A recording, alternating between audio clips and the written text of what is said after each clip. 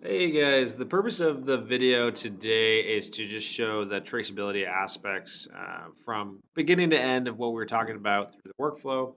So what I'm going to go ahead and do is just purchase and receive some of the raw ingredients and then consume that in a manufacturing order here. So first just want to show you the setup, and the setup is there's a finished good and there's three ingredients to it.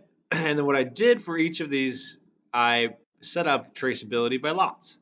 So each product is going to be traceable by lots here, which is great.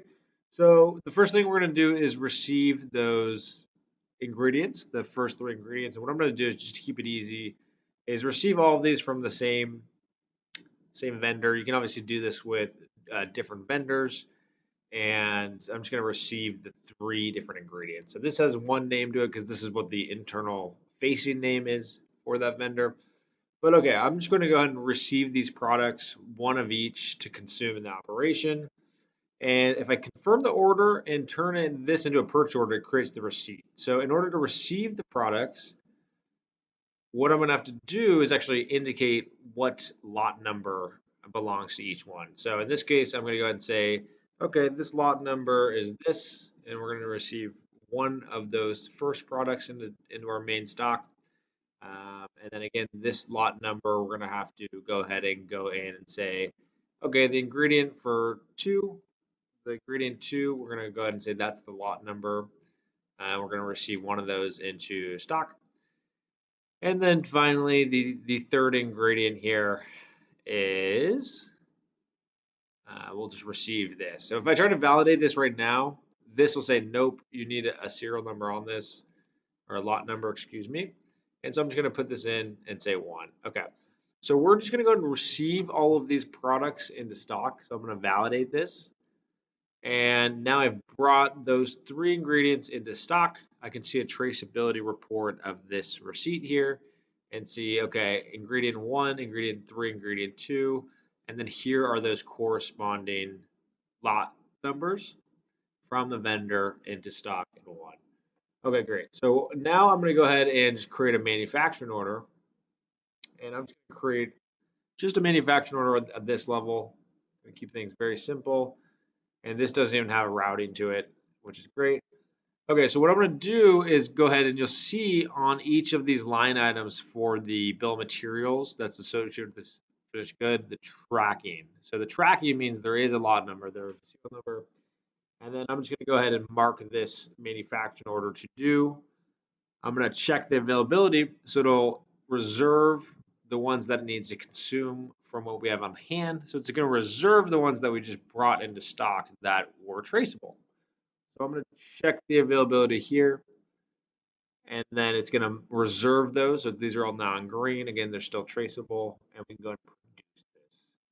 So I'm producing this, and you'll see that this is asking because this top level product, the finished good, has the lot traceability turned on as well. It's asking us to provide a lot number for this finished manufacturing order, and I can just, whatever I have, you can kind of autofill this if you guys want. You can have presets. I'm just going to go ahead and create this on the fly and then save it. So now I can actually mark this manufacturing order done. And what I wanted to point out specifically is the traceability report on this manufacturing order. So this traceability report on the manufacturing order has not only that lot number that we put in for the finished good, but all of those ingredients in the lot numbers that we initially had put in when we received the product. So that's just showing through Odoo, okay, everything is fully integrated, and you can see all sorts of traceability throughout the system. And then, for instance, if this was something that you guys needed to check, um, the traceability, this could be on the sales order, but you could easily just do a search, for instance, uh, on one of the traceability, right, of the lot number of the serial number if you want.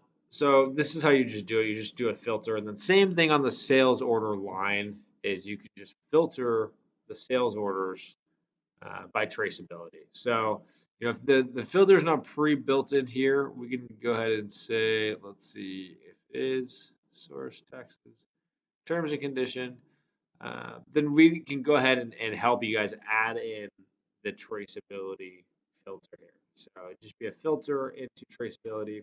You pull up any of those confirmed sales orders and then the corresponding lot number that you're looking for, and only those ones would show up, would filter the top there. So I hope that helped answer the question on how this would all integrate together. If whatever questions you guys have, please let me know, and I'm happy to address them.